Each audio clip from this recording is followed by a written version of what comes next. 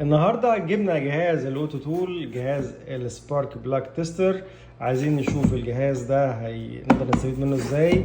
طبعا الجهاز احنا شارينه، مش جاي لنا كبروموشن. هنجربه وهنديكوا التفاصيل بتاعته. ده الجهاز بمنتهى البساطه، ده المحول بتاعه، ده الجهاز بمنتهى البساطة. الجهاز ده بيختبر البوجيهات ويشوف الشريطة عاملة ازاي. هنستخدمه ازاي؟ بمنتهى البساطة بنفك الغطا، نحط البوجيه، نثبته في مكانه ونقفل ونشغل العربية. نشوف بقى هنقدر نختبره ازاي. هنجيب بوجيه قديم وبوجيه جديد ونشوف الفرق بينهم عامل ازاي. هنروح على العربية نفك منها البوجيهات القديمة اللي شكلها زي ما احنا شايفين محروقة خالص، وهنجيب البوجيهات الجديدة زي ما احنا برضو شايفين.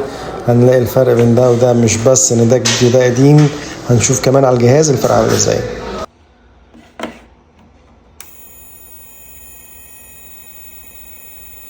ده الفرق بين بوجيه جديد وبوجيه طالع من العربية. زي ما احنا ملاحظين هنلاقي الإشارة بتاعة البوجيه الجديد أقوى من القديم، بالإضافة إن هو هنلاقي البوجيه القديم هنلاقيه ده شايفين بيعمل ازاي.